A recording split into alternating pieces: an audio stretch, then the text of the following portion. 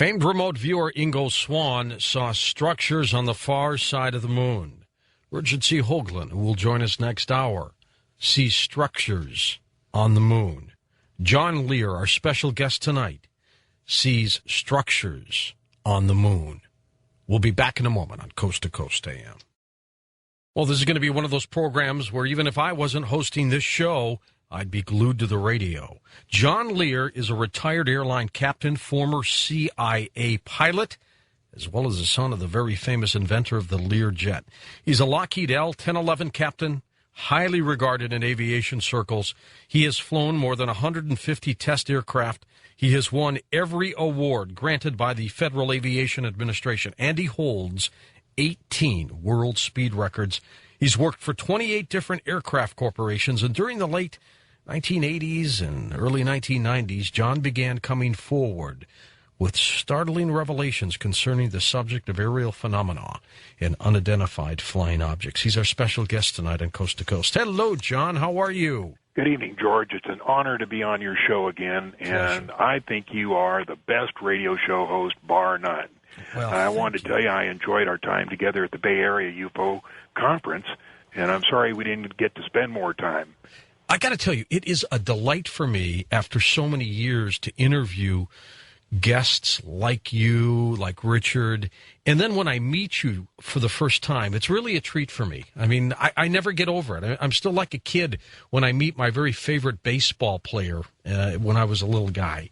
It's the same kind of feeling, John, so it was great being with you, too. That's great, and I want to thank or say hello to Bad Boy, the Nighthawk Zone, Spike Mike of Fantastic Forum, and my buddies at AboveTopSecret.com, which are Springer and Skeptic Overlord and Simon Gray, who have helped me put this program together, and my associates Ron Schmidt and in Las Vegas and Beth in Florida. Great, and I want to remind everyone, John has sent us some pictures, which are up on the coasttocoastam.com website. We're going to make some reference to them throughout the night. Get up there when you get a moment and just start taking a look at them. You know, John, your credentials are absolutely incredible. And the fact that you have been able to investigate and talk about some of these fantastic things that are happening on this planet and in this universe just adds so much credibility to it.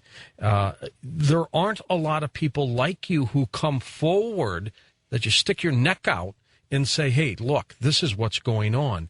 But I'm beginning to feel like people with credentials like yours are beginning to do that now. Am I right in that feeling? Yeah, most of the guys that know what's going on are hampered by their security clearance. But tonight I'd like to talk about how the government has been mining on the moon for the past 40 years and how the public, Congress, and most everyone else have been kept out of the loop. How Mercury, Gemini, Apollo, Space Lab, the shuttle, and the International Space Station are all cover for what's really going on. As a matter of fact, we first started sending men to the moon in 1962. We were going to Mars in 1966 and have traveled throughout the solar system since then. And tonight I'm going to show you the photographs taken by NASA themselves that will show mining operations currently in operation. And these are not artifacts of ancient civilizations on the moon. This is going on here and now. Why covert, John? Why not just announce to the public, hey, we're on the moon, we're mining, we're getting minerals, we're doing all these things? Yeah, that's what I want the listeners to email Michael Griffin, who's head of NASA, and ask him, why is this a secret? Yeah, so we really don't know what's going on, do we? No. John, let's go back just a little bit before we get into this. Tell me about your interest in the aerial phenomena, the unidentified flying objects, something obviously captured your imagination and your attention. It was Bud Hopkins' book, Missing Time. I remember picking it up off the table at a friend of mine, Al Newell, here in Las Vegas, and I looked at that thing and I said, what's this? And I started reading it, and George, I'm telling you, the shivers went up my spine. I said, this is real. And one thing led to another. I eventually got to meet Bud in New York, and it was kind of funny because I was flying for American Transair, and I was so anxious to meet him that I had just come over from a flight from Paris.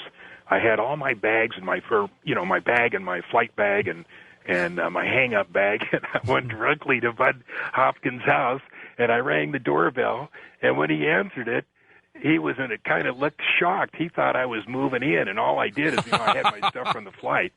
And so anyway, we hit it off good, and he tried to do a regression. He said, look, you can't have this interest without having been involved, and nothing came of it, but that's what started it. Bud Hopkins' book, Missing Time. You took a little hiatus for a while, and now you're coming back strong again. Yeah, I had a little time there when I thought that maybe I shouldn't be talking about this, but fortunately that passed, and now I'm back. All right. Well, do you still get calls from some of your friends and colleagues who have flown, and do they still pass information on to you? Yeah, as a matter of fact, the airline I left, which was not ATA, a couple of months ago had a funny thing. The flight engineer called me. He said, "You're not going to believe this." He said, they were in a 747 headed towards Seattle from back east, and they were over Chicago. It was at night, late at night, and they're headed westbound, and center comes on and says, traffic 12 o'clock, 20 miles, 2,000 feet below you.